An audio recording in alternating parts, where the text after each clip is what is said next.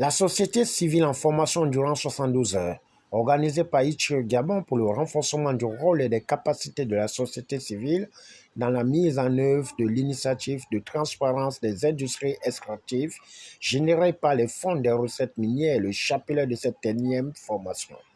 Le renforcement des capacités de la société civile dans la mise en œuvre de l'ITIE découle du rôle capital que la société civile joue dans cette initiative qui vise, comme vous le savez, à améliorer la gouvernance des ressources naturelles, notamment les ressources extractives, le pétrole, le manganèse, l'or, le diamant, bref, et bien sûr le gaz.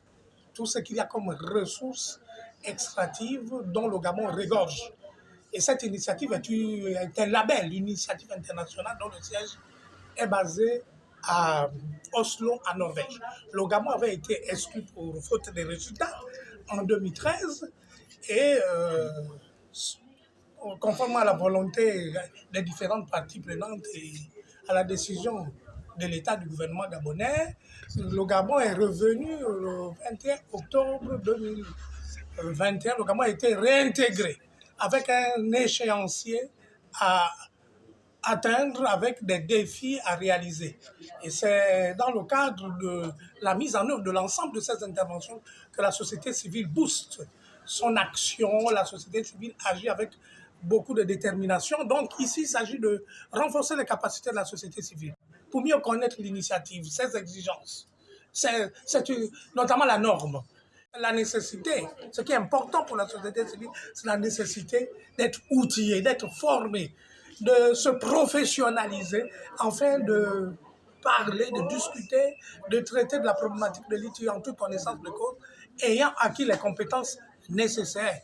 Évidemment, il y a un certain nombre d'actions qui peuvent être aussi implémentées au niveau des zones extractives à l'intérieur du pays, au niveau du débat public, avec l'implication des médias. La particularité de cet atelier de formation, c'est un atelier de formation des formateurs, c'est-à-dire des acteurs de la société civile représentés au sein du groupe multipartite de l'ITIE, mais également issus des organisations qui soutiennent la mise en œuvre de l'ITIE, issus des différents médias.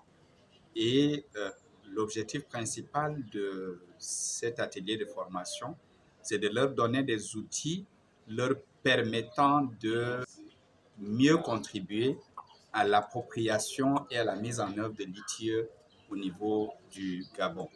L'appropriation passe par la maîtrise des exigences de la norme et dans ce sens-là, l'atelier est articulé autour de 2 des 7 exigences de la norme ITIE.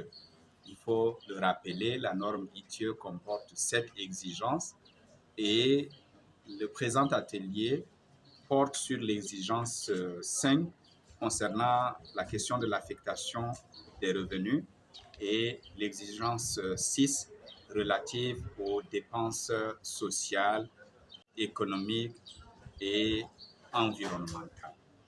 Face à la non-prise en compte d'investissement des moyens financiers pour le bon fonctionnement de l'ITIE Gabon, Georges Paga, leader de la société civile, n'a pas hésité de jeter la carte de dénonciation.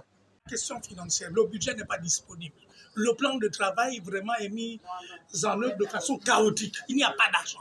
On dit qu'il y a 550 millions dans le budget de l'État, une ligne budgétaire. Lettre d'attribution budgétaire a été signée par le ministre concerné par la question de l'ITIE, mais la disponibilité des ressources pose problème. Il n'y a pas d'argent, les activités ne sont pas menées, et ça c'est un problème. Mais même le personnel, le secrétaire technique permanent, qui est la cheville ouvrière de l'ITIE, n'est pas payé. Les salaires ne suivent pas. Les activités ne sont pas financées. Et c'est le principal danger. Et c'est inadmissible. 550 millions de francs représentent quoi pour le budget de l'État? Durant cette formation, le formateur dressera le cap d'éclairage sur la mise en pratique de la feuille des recommandations, tandis que les participants à cette énième formation auront des armes sur le plan juridique, le droit à l'environnement, pour mieux comprendre les revenus des ressources.